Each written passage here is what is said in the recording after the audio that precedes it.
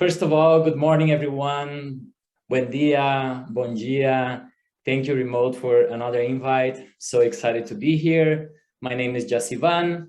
My friends call me Jassi, and I'm excited to share some stories, as you said, Ali, some stories. Definitely, they reflect a great deal of my own life, James. So I think we're on the right path here, as well as the life of our company. We do have our beginnings, right? And the beginning, we wanted to prove that ecotourism could be used as a tool for conservation. That remains, a very important part of our vision and mission as a company. And we've been living 27 years of the middle, all right? And unfortunately, spoiler alert, I haven't figured out the end just yet, okay? But this is definitely our legacy, and I'm excited to share it with all of you. Once upon a time, in 1994, there was a remote indigenous tribe of warriors deep in the Amazon rainforest of Ecuador called the Waorani, who wanted to fight the oil companies out of their territory. And they invited us to become part of their mission. So we took it, by heart, this possibility to become warriors. Very quickly, I realized that I had no idea how to use a blowgun or a spear. And we said, well, the warrior thing is not going to work for us, but we can definitely maybe try and bring people from around the world to experience the rainforest through your eyes, to understand the struggles that you have. You can share with these people from around the world. This struggle will facilitate that for you. And then we created this beautiful story with the Waorani people that were and still are the last contacted indigenous tribe and nation in Ecuador, right? So the first 10 years, trial and error, lots of errors. And we learn about the most complex logistics of all times, flying logistics in, flying clients in, dugout canoes, camping on banks of rivers. The most amazing part of my life were on those years, even though we were not making any money, right? We're losing actually a lot of money. But to me personally, it was the most amazing ride of my life, right? I became half Waorani at some point, got my Wao name. I'm Nanka, I'm known as Nanka locally, just because I finally ended up winning a blowgun contest. Probably was very lucky of me. And honestly, the Waorani people were the people who taught me amazing things, right? I learned the art of listening, of respecting, of accepting, different cultures, different ways of seeing the world. And they ended up helping me define and figure the path forward of my life, of our life as a company, of our venture together with them. And, it took us a while, it was 10 years. And eventually we realized that we needed to develop something bigger. We needed an accommodation, as Johan said, and they probably will follow that path with his project. We created this amazing venture called the Waorani Lodge. That was the first and only until today, eco lodge in this specific territory of Ecuador. And during the next 10 years, from 2007 all the way up to 2017, 16, we accomplished incredible things while using ecotourism as a tool for conservation. We created one conservation area called the Yame Reserve. We protected during these 22 years of venture with the Waorani 55,000 hectares of primary rainforest. We gained a lot of exposure, which was one of the mandates from the Waorani people to take the word out. So we ended up bringing their story, the Waorani Lodge experience, around the world with different articles in mainstream media. We won multiple awards around the world that luckily enabled for us to reach out to a lot of people and ended up being considered one of the top 5 cultural experiences in the world. So it was an amazing part of our lives, and it was kind of a honeymoon that was going on there. And then one day we lost everything, right? The Ecuadorian government decided to give grants of this territory to an oil company. and the oil company came in, ignoring this process that was going on for 20 years, this story that was going on for 20 years with tourism and ecotourism. And unfortunately, the community decided to take the chance and explore the possibility to work along the oil company as well. And we as a company decided that it was not possible for us to venture with all of these new players coming in aggressively into such a pristine and well-protected territory. And this part of my life and story and our story as a company was brutal, right? It was heartbreaking. I personally needed to pull the plug and decided not to continue the project. I personally went to close the lodge with the last trip that went there back in 2016. And until today, you know, it took me many years to recover from that heartbreaking situation and to go back into the Amazon and develop another venture there. And at that moment, you know, I felt that, you know, this was it. You know, it was the end of TROPIC. It was the end of my venture, and I wanted to stop everything. But, you know, even though it was a very sad period, you know, big picture, we were already working in the Galapagos as well. We were working with local communities, trying to figure a different way to do tourism in the islands. As you know, the Galapagos is a well-known destination for cruises, and that's how historically the Galapagos have been experienced. And we decided to bring this same vision of the local communities sharing their stories, sharing their heritage, sharing their efforts to live in remote areas in difficult conditions, and how tourism can be a force for good to help and create a positive impact in these local communities, and at the same time inspiring people to experience a destination through the eyes of the locals, right? So that was going on in 2010, yes. So at the same time, you know, I was we were losing the lodge and we were working in the Galapagos. I was recently married. I got my first baby, Alegria. I bought a house. I bought my partner out of the company, so I was the solo owner. And we were in the middle of financial crisis, you might remember, back in 2010. So it was a very difficult moment to decide to stop everything and just drop everything, because the Waorani people made me feel very sad. And so I had no other way to just continue pushing, right? We got to continue doing. Our community was growing a lot bigger, right? We had a team in the office. We had these people relying on us in the Galapagos Islands, and there was a lot of other things going on in our lives. My own family, you know, my own tribe was growing. So we ended up continue doing what we learned how to do with the Waorani people, and ended up creating the first community-based ecotourism venture in the Galapagos Islands, specifically in Floriana Island. We ended up representing this beautiful and only lodge in this small island of only 150 people and 10 dogs, last time I checked and counted.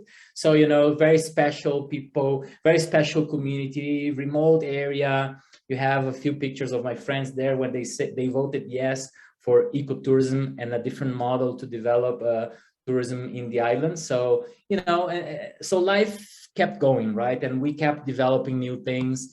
And then, you know, we had the Amazon experiences, we had the Galapagos experience. I personally have been exploring these different areas during my life, right? And it was a client, you know, it was someone from anyone from the audience, you know, who said, "Hey, Jassi, you know, I'm very keen to climb Cotopaxi. Would you help me do that?" And I said, "Well, we don't really do climbing trips, but, you know, it sounds interesting. I'm curious about it. I haven't done it before, so why not giving it a go," right? So while I was preparing to climb Cotopaxi with this client, I ended up with the exact same view you guys are seeing here on the screen back in 2015. And I said, "Oh my God, you know, this is actually super cool and beautiful, and this is a tremendous adventure." And we were missing, as a company, an experience in the Andes, right? Ecuador is a mega diverse destination with the Amazon, the Andes, and the Galapagos Islands. And I felt like this is it. This is the moment where we could develop something in the Andes, right? So So I decided to join the climb, and then decided that, you know, I fell in love with this place, and and convinced my wife that we should buy this lodge. You know, look at this, this is beautiful. We could do something like we have been doing in the Amazon and in the Galapagos. And you know, and I don't know, Alice, if it's the DNA of sustainable tourism, or it's just an intrepid, curious DNA to find new ways of developing things around here. And guess what? It almost ended again, right? And you know, this is part of this middle part of my story. You know, it has its ups and downs, like in any hero's journey, I guess. It almost ended, right? And now it wasn't a local community, but it was the highest active volcano in the world, Cotopaxi, that decided to start this eruption process, right? And we were closed for almost a year. You know, it was again a very challenging situation to figure out. You know, how do you figure what's going to be the mood of the highest active volcano in the world? So we didn't know exactly what to do, and obviously, and especially, you know, how is this story is going to end, right? It's going to end my marriage, I was asking, right? I was thinking to myself, my God, you know, all of the situation that Jassi puts his family into, but fortunately, you know, it lasted a year. It was a rough period, and during the process, I guess not only me, but all of the Quiteños, we were very scared, you know, about this huge volcano on our backyard, going nuts. But as soon as the volcano started to calm down, we were trying to figure out. We learned many things about living close to the highest active volcano in the world, and one of them was that 30% of the water that we consume in Quito comes from that area, right? Something we didn't know, right? I thought it was just the water magically coming out of the shower, you know? So I said, oh my God, this is actually very interesting. So we started doing some research, connecting to NGOs, working around water conservation, like the Nature Conservancy. And I started exploring and going to visit these watersheds, because the volcano was still kind of active, and we were trying to figure what was going to happen to the lodge and how we could engage into some conservation initiative as soon as things went back to normal. And we ended up learning a great deal about water, and we ended up developing, you know, a conservation initiative from a tourism venture again to try and protect the watersheds for the city of Quito, right? Which is, you know, something we still do nowadays through environmental education. On our hikes, on our treks, we speak a lot about the importance of conservation of water. Everybody's talking about climate change. I was shocked to see that dry area that Johan shared with us, but that's the reality of what's happening around the world, right? So we need to do something about it, and we are doing something about that, right? But we are doing through inspiring, beautiful, amazing lodges and experiences and adventure, right? Oh, and by the way, we all survived, right? That's Patricio there, one of our local guides, and Eugenia and Cristina, who work at the lodge, and Rafael, a guy that we helped set up a horse riding operation inside the national park, you know, and everybody is super excited now to have survived even a pandemic, and the lodge is still there going on. And just towards the end of this, we ended up falling in love with a love story, right? You have there on the screen Polo, one of the first Ecuadorian entrepreneurs doing tourism in the Galapagos Islands, you know, 40 years ago. And this is a guy that really inspired us to his commitment to preserve this beautiful 40-hectare reserve of giant tortoises, right? And it was thanks to Polo that we decided to create a new venture, a new conservation initiative that we have going on around here called the Galapagos Forest Initiative. This is, you know, inspired by the fact that, you know, ecotourism, again, can be used as a tool for conservation. So we decided to separate 12 hectares of this giant tortoise sanctuary to create, you know, a project that will recuperate the original habitat of the giant tortoises, right? And enhance the experience of clients staying at this beautiful place called the Galapagos Magic, which is this African safari style tented camp. So our goal and our plan is to recuperate this habitat by planting 48,000 endemic trees in the next 5 years, right? The idea is to bring back the original ecosystem by doing a reforestation program, sponsored and powered obviously by ecotourism, right? And the idea is obviously to improve the lifestyle of the giant tortoises, but at the same time enhance our clients' journey. We believe that travelers coming to Ecuador and traveling with us should be always engaging into some kind of educational and conservation initiative. So the Galapagos Forest Initiative, you know, the plan is for each of clients staying at the lodge will contribute with $10 per night while staying at the lodge. We are also going to launch this initiative along with Remote to bring sponsors to support the startup of this venture. And we're going to be sending a lot more details about this program soon, with Alice coordinating this whole thing. But, you know, and we really look forward to your support. So one thing, you know, that I wanted to show, you know, even though, as James said, you know, this is, you know, one person, you know, we have to give a persona here. The persona here is really the team, right? We have a dream team that enables for us to go into these different crazy adventures, and is a monumental task. And I'm super proud to represent everybody today here, and in general when I have the opportunity to share a story. And, you know, guys, going back to the DNA thing, you know, I am honestly unsure why I ended up involved in so many different things.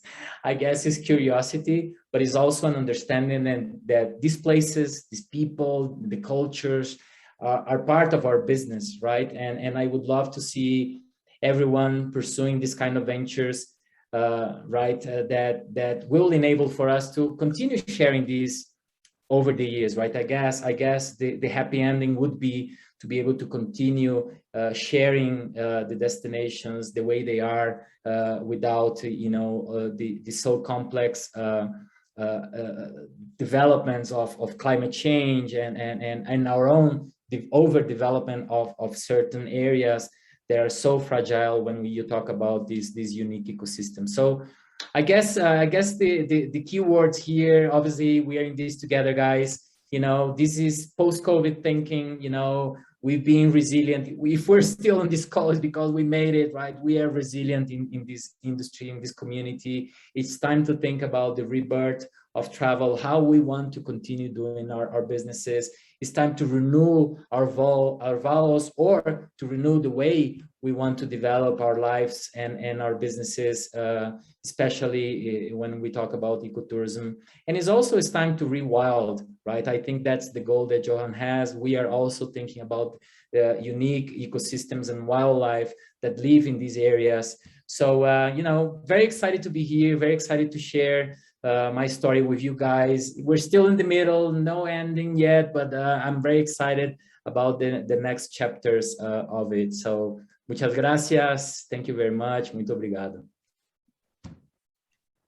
Muchas gracias, Jassi. Thanks a lot. Thanks for bringing up your feelings, your emotions. I guess this is all about the Seeds events and the talks, you know, to share the vulnerable parts and the questions. So I thank you on behalf of everyone. Again, there's a lot of stories here of resilience.